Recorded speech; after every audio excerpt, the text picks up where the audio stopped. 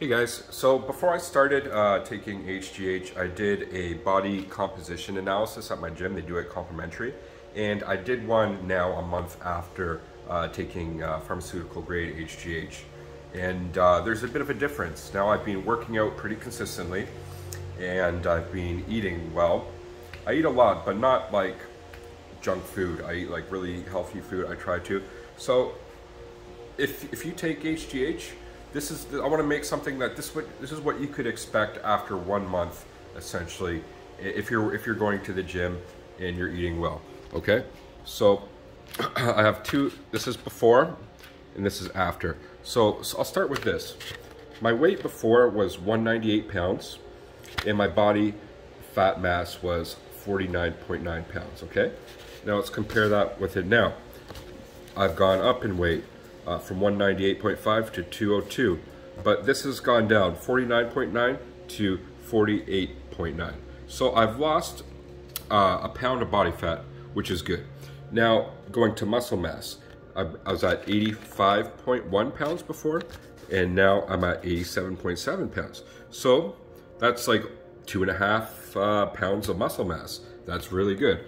And so right here you can see where on the body we did it. So I put on this muscle mass. So here's 8.47, 9.39. So I put on a good pound of muscle at least on both my arms, and in my legs just a little bit of muscle. Like went from 23.4 to 23.59. So half a pound there.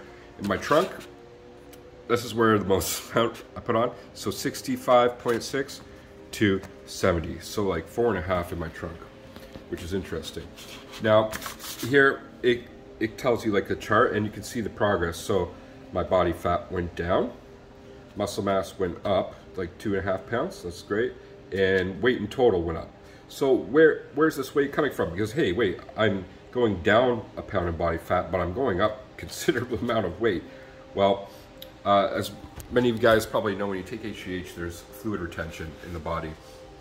Like water, and that's the one thing I've noticed. And if you take too much of it, it can even cause carpal tunnel, because it's blocking, the fluid will block off that median nerve going to your fingers. And I have felt that. I felt tingly, or like this weird feeling, especially in the morning when I'm squeezing my hand, but not that bad. And that's why I'm not taking any more than what I'm doing now. I'm kind of limiting it at that 2.5 I use a day.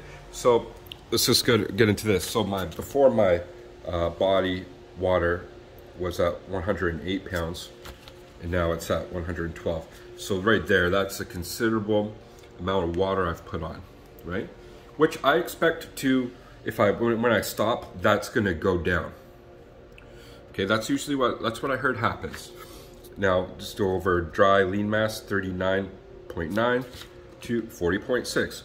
So, you know, pretty much a pound of muscle in that time. That's not bad. Not bad at all.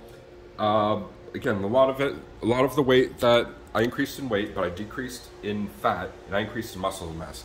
As long as I'm moving that direction, that's great for me. And I just want to say, like, I'm not taking HGH to do this as a primary result. My primary result is to fix my knees and my ankles. But if I'm gonna get, I might as well see this as a secondary benefit. And if I do get health benefits, great. You know, that'd be amazing too, as part of my you know, fitness. And I'm 38 years old, and I want to be moving in the right direction of fitness. The older you get, the harder it is to lose weight and increase muscle mass. You don't have the same hormones and things in the body as you did when you were like 20 years old, right? So anyway, that's 1 month in. I was pretty impressed with those results, especially mass in my arms. That's great. I feel it. And the one thing, like subjective, anecdotal, I feel is like more tightness in my muscles, I could call it. Like they're more, I feel fuller, not necessarily like bigger.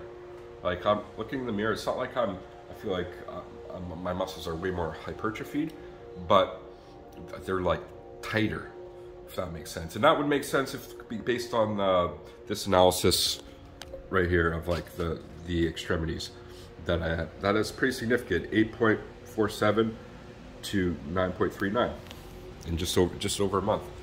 So that's that. If you guys have any questions regarding that, I think it'd be good. It's a good like measurement, something objective, as opposed to just like I could be here explaining, oh, I feel this, and yeah, I have increased strength and things.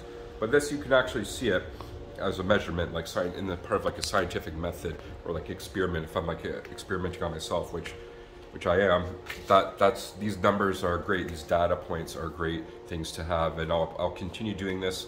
I think every month, and we'll see how it progresses from here. Okay, thank you for watching, guys. Have a wonderful day. Peace.